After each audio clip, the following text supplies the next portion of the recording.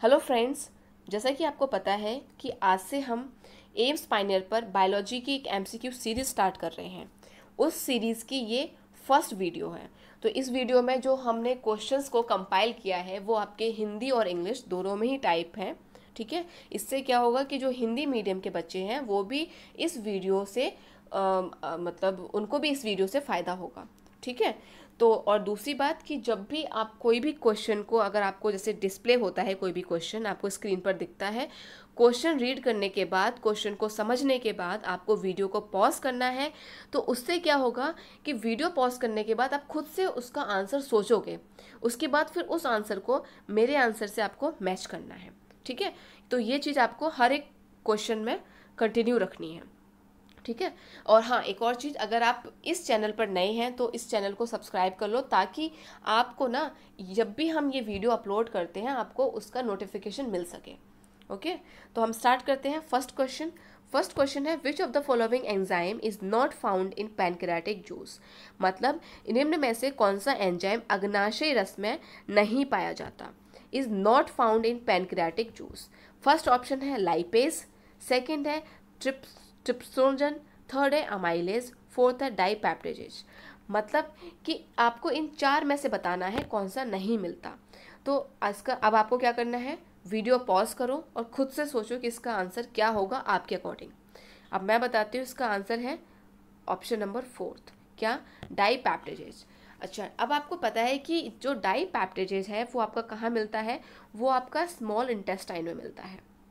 ठीक है, ये आपका स्मॉल इंटेस्टाइन में प्रेजेंट होता है। ठीक है, तो ये आपको पता होना चाहिए। अब मैं जाती हूँ नेक्स्ट क्वेश्चन। नेक्स्ट क्वेश्चन है, जनरली लाइकेन्स हैव। सामान्यतः लाइकेन में होते हैं। तो लाइकेन में क्या होते हैं, अगेन आपको फर्स्ट ऑप्शन है slime moulds and algae, second है green algae and brown algae, third है red algae and phycomycetes and fourth है ग्रीन एल्गी एंड एस्कोमाइसिटिस। अब आपको वीडियो पॉज करनी है, फिर सोचना है एंड देन मेरे आंसर से मैच करना है। ठीक है, तो इसका जो सही आंसर है वो है ग्रीन एल्गी एंड एस्कोमाइसिटिस। अच्छा, अब आपको पता है कि जो लाइकेन्स होते हैं वो सिम्बायोटिक पार्टनरशिप शो करते हैं। तो सिम्बायोटिक पार्टनरशिप किस किस के बीच में, ये मोस्टली बच्चों को पता होगा, किस किस के बीच में, एल्गी एंड फंगाई के बीच में। नेक्स्ट क्वेश्चन की अगर मैं बात करती हूँ, नेक्स्ट क्वेश्चन है, cylindrical lenses are used in which of the following defects. मतलब निम्न में से कौन से दोष में सिलेंड्रिकल लेंस उपयोग में आते हैं। फर्स्ट ऑप्शन है ग्लूकोमा, सेकंड है मायोपिया, थर्ड ऑप्शन है हाइपरमेट्रोपिया, फोर्थ ऑप्शन है एस्टिग्मेटिज्म। अब यहाँ पर आपको फिर से सोचो कि आपके अकॉर्डिंग आपका कौन सा आंसर सही होगा। ठीक है, तो अब मैं आपको आंसर बताती हूँ। आंसर है एस्टिमेटिज्म। एस्टिमेटिज्म है एक ऐसा डिफेक्ट जिसमें आपका सिलेंड्रिकल लेंस का यूज़ होता है। ओके, अच्छा, यहाँ पे मैं थोड़ा सा एक्सप्लेन कर दूँ कि जो मायोपिया है, मायोपिया को हम क्या बोलते हैं, इसको हम बोलते हैं निकट दृष्टि दोष। ठीक है, या फिर नियर साइटेडनेस। क्या बोला, निकट दृष्टि दोष। ठीक है, ये पता होना चाहिए। इसके करेक्शन के लिए हम क्या यूज़ करते हैं, मायोपिया के करेक्शन के लिए हम करते हैं आपका कॉनकेव लेंस। ठीक है, कॉनकेव लेंस का हम यूज़ करते हैं मायोपिया के डिफेक्ट को दूर करने के लिए। अगर मैं बात करती हूँ हाइपरमेट्रोपिया, तो हाइपरमेट्रोपिया की आपको पता है कि हाइपरमेट्रोपिया को हम बोलते हैं फार साइटिसनेस, मतलब दूर दृष्टि दोष। तो इसके करेक्शन के लिए हम यूज़ करते हैं आपका कॉन्वेक्स लेंस। ठीक है, कॉन्वेक्स लेंस। ठीक है, तो ये आपको पता होना चाहिए। नेक्स्ट क्वेश्चन है आपका, कैरोटिनॉइड्स पिगमेंट्स आर। मतलब कैरोटिनॉइड्स वर्णक होते हैं। आपके ऑप्शन दिए हुए हैं चार। फर्स्ट ऑप्शन है फैट सोल्यूबल, सेकंड है वाटर सोल्यूबल, थर्ड है फाउंड इन ल्यूकोप्लास्ट, फोर्थ है एब्सेंट इन प्लांट्स। आपको अब सोचना है कि इनमें से सही ऑप्शन कौन सा होगा आपके अकॉर्डिंग। ठीक है, तो इसका जो सही ऑप्शन है वो है फैट सोल्यूबल। ठीक है, मतलब कि जो आपके कैरोटिनॉइड्स होते हैं वो आपके फैट सोल्यूबल होते हैं। ठीक है। अच्छा, यहाँ पर थोड़ा सा कैरेनोइड्स के बारे में मैं बता दूँ कि जो कैरेनोइड्स होते हैं बेसिकली क्या होते हैं, ये होते हैं कि जो एक करेक्टरिस्टिक्स देते, आपके एक जो कलर का करेक्टरिस्टिक्स देते हैं। जैसे कि अगर मैं बात करती हूँ कैरेट हो गया, ठीक है, पम्पकिन हो गया या टोमेटो हो गया, तो उनका जो कलर होता है ना, तो वो जो कलर जो आता है वो इसी की वजह से आता है, ठीक है।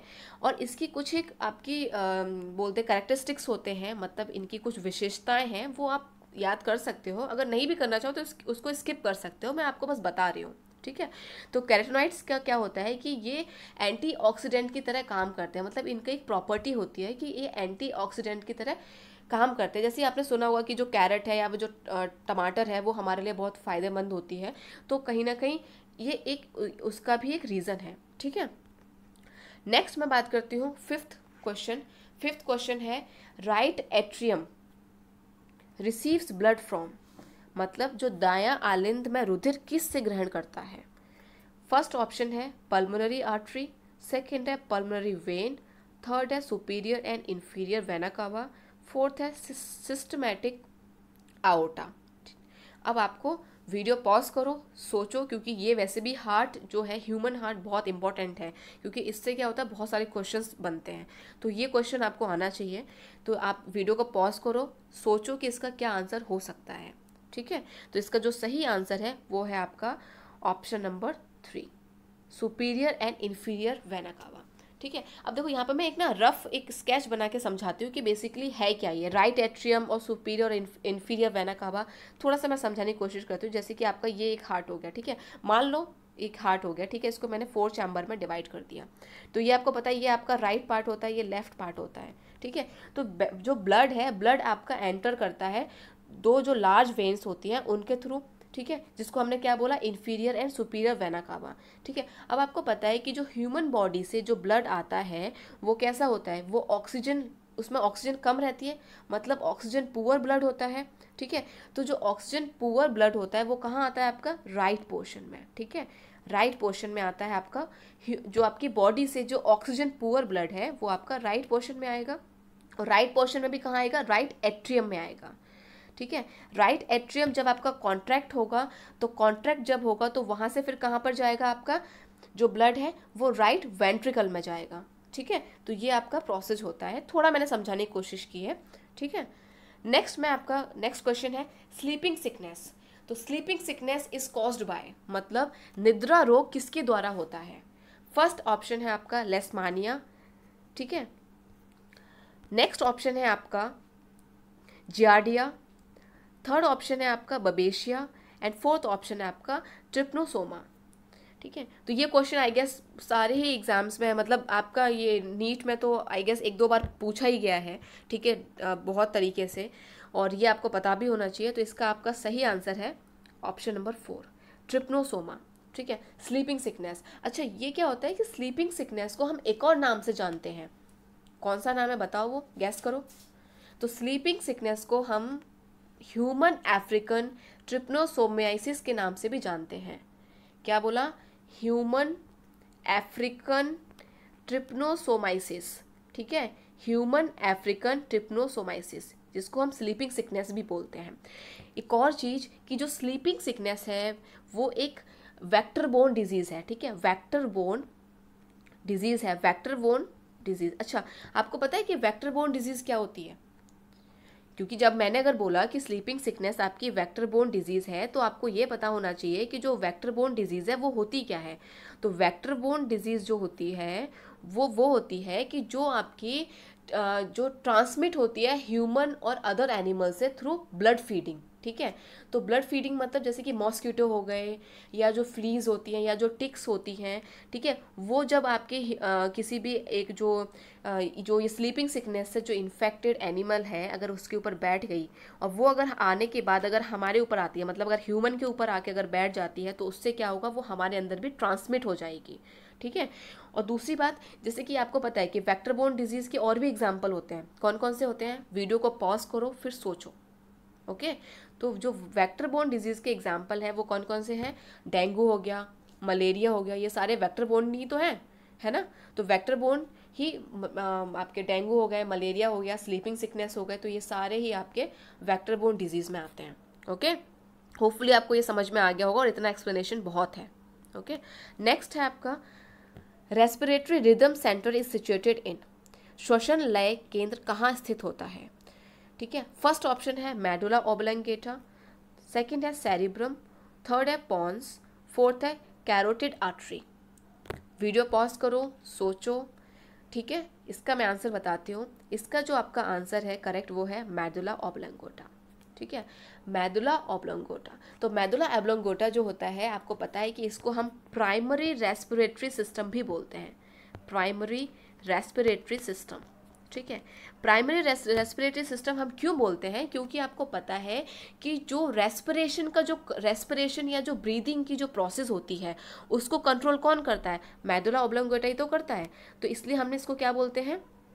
प्राइमरी रेस्पिरेटरी सिस्टम बोलते हैं। ठीक है, और इसका काम और क्या होता है? इसका काम ये भी होता है कि ये सिग्नल्स को मसल्स तक सेंड करता है ना, सिग्नल्स को भी कंट्रोल करता है, सिग्नल्स कंट्रोल कर रहा है, हमारे रेस्पिरेशन को कंट्रोल कर रहा है और हमारे ब्रीदिंग को कंट्रोल कर रहा है। इसका मतलब क्या हुआ? ये हमारे लिए एक प्राइमरी मतलब फंक्शन है ना हमारी बॉडी के लिए, तो इसलिए हमने इसको बोला है प्राइमरी रेस्पिरेटरी सिस्टम। ठीक है, नेक्स्ट की अगर मैं बात करती हूँ, question number 8, which of the following joint connect both are coxal bones of pelvic girdle, मतलब निम्न में से कौन सी संधि श्रोणि मेखला की दोनों कॉक्सल अस्थि को जोड़ती है? फर्स्ट ऑप्शन है फाइब्रस जॉइंट, सेकंड है कार्टिलेजिनस, थर्ड है बॉल एंड सॉकेट, फोर्थ है हिंज जॉइंट। ठीक है, आई थिंक ये चारों ही जॉइंट्स आपको पता होने चाहिए बहुत अच्छे से, और इनके एग्जाम्पल की कौन सी जगह पर ये कौन से जॉइंट्स मिलते हैं। ठीक है, तो इसका जो सही ऑप्शन है वो है आपका option number second, cartilaginous joint. ठीक है, अच्छा, अगर मैं यहाँ पर बात करती हूँ कि जो कार्टिलेजिनस जॉइंट है वो बेसिकली क्या होता है कि एक ऐसा जॉइंट होता है जो आपके बोन और कार्टिलेज के बीच में होता है। ठीक है, कार्टिलेजिस नाम से समझ में आ रहा है कि कार्टिलेजिस मतलब क्या होगा कि कार्टिलेज, जो आपका कार्टिलेज है उसके बीच में और बोन के बीच में जो जॉइंट है उसको हम बोलते हैं कार्टिलेजिनस जॉइंट। ठीक है, नेक्स्ट क्वेश्चन की अगर मैं बात करती हूँ तो which of the following is not a secondary metabolites. ठीक है, निम्न में से कौन सा द्वितीयक उपाचयक नहीं है? तो आपके ऑप्शन है सेलुलोज, एंथ्रोसाइनिन, कोलेस्ट्रॉल, मॉर्फिन। बताओ, वीडियो पॉज करो, सोचो। ओके, आई थिंक ये तो बहुत इजी क्वेश्चन है, तो इसका जो सही आंसर है वो है ऑप्शन नंबर 3, कोलेस्ट्रॉल। ओके, यहाँ पर मैं थोड़ा सा बताऊँ कि आपको पता है कि दो टाइप के होते हैं, एक होता है प्राइमरी, एक होता है सेकेंडरी। ठीक है, आपको पता होना चाहिए कि जो प्राइमरी होते हैं, प्राइमरी मतलब कि ये आइडेंटिकल होते हैं कुछ ऑर्गेनिज्म के लिए। ठीक है, ये सेम हो सकते हैं, बट जो सेकेंडरी होते हैं वो सेम नहीं हो सकते, मतलब हर एक स्पेसिफिक ऑर्गन का अलग होगा। ठीक है, तो ये आपको पता होना चाहिए। अच्छा, इसके मैं एग्जांपल दे दूं, जैसे कि अगर सेकेंडरी मेटाबॉलिटिक्स का अगर मैं एग्जांपल देती हूँ तो हो सकते हैं स्टेरॉइड्स हो गए। ठीक है, या हम एंटीबायोटिक्स बोल सकते हैं, तो एंटीबायोटिक्स भी क्या होते हैं आपके सेकेंडरी मेटाबॉलिटिक्स में आते हैं। ओके, अगर मैं प्राइमरी का दूं, आप देख लो, क्योंकि ये भी क्वेश्चन आ सकता है कि जो प्राइमरी मेटाबॉलिटिक्स होते हैं उनका एग्जाम्पल क्या होते हैं, जैसे विटामिन हो गई, है ना, विटामिन हमारे लिए बहुत इंपॉर्टेंट होती हैं, कार्बोहाइड्रेट हो गया। ठीक है, या फिर अगर मैं बात करती हूँ लैक्टिक एसिड हो गया, तो ये मतलब वो जो हमारे ह्यूमन बॉडी के ग्रोथ के लिए, ठीक है, डेवलपमेंट के लिए या रिप्रोडक्शन के लिए जो इंपॉर्टेंट होते हैं किसी भी ऑर्गेनिज्म के, ठीक है, वो क्या होते हैं आपके प्राइमरी मेटाबॉलिटिक्स होते हैं। ओके, आई थिंक आपको समझ में आ गया होगा, इसका सही ऑप्शन क्या था, cholesterol. Last question, question number 10, mostly pterophytes are, अधिकांशतः टेरोफाइट्स होते हैं। फर्स्ट ऑप्शन है आपका होमोपोरस, सेकंड है हेट्रोस्पोरस, थर्ड है सीड्स प्लांट एंड फोर्थ है ट्रीज। तो इसका जो सही ऑप्शन है वो है होमोस्पोरस। ठीक है, अच्छा, अब यहाँ पर अगर मैं बताऊँ कि होमोस्पोरस का मतलब क्या होता है, पहले तो ये पता होना चाहिए। आपको पता है कि होमो मतलब क्या होता है, होमो मतलब होता है सेम, है ना, होमो मतलब क्या, सेम। स्पोरस मतलब क्या होता है कि जो स्पोर्स है मतलब जिनका साइज सेम है, जिन स्पोर्स का साइज सेम है वो किस में आएंगे, टेरिडोफाइट्स में आएंगे, है ना, ये तो बहुत क्लियर है। अगर मैं बात करती हूँ टेरिडोफाइट्स, तो टेरिडोफाइट्स को हम क्या और बोलते हैं, टेरिडोफाइट्स को हम बोलते हैं क्रिप्टोगैम। ठीक है, ये पता होना चाहिए, क्रिप्टोगैम्स। ठीक है। अच्छा, क्रिप्टोगैम्स का मतलब क्या होता है? क्रिप्टोगैम्स का मतलब होता है रिप्रोडक्शन इज हिडन, मतलब जहाँ पर ना तो आपको फ्लावर्स मिल रहे हैं ना ही आपको सीड्स मिल रहे हैं। तो इस ये जो कैटेगरी है इसको हम बोलते हैं क्रिप्टोगैम्स। ओके, तो होपफुली आपको ये वीडियो समझ में आई होगी। ठीक है, ये जो सारे क्वेश्चंस थे वो आपको समझ में आए होंगे। और एक और चीज़, ये जो भी आपकी वीडियो रहेगी, जितनी भी इस सीरीज़ में वीडियोस रहेंगी, उन सब में 10 क्वेश्चंस रखेंगे। और 10 क्वेश्चन से भी आपके बहुत सारे क्वेश्चंस बन सकते हैं, क्योंकि यहाँ पर क्या होगा कि वो जो क्वेश्चन है उस क्वेश्चन से रिलेटेड आपको बहुत डिटेल हम यहाँ पर आपको डिटेल में बता रहे हैं। ठीक है, तो ये जो चैनल है उसको आप सब्सक्राइब कर लो, क्योंकि अब से ये जो वीडियोस हैं वो आपको हर मंडे और फ्राइडे को 7 AM पर अवेलेबल होंगी। Okay, hope you like this video. If you like, then please do share this video with your friends.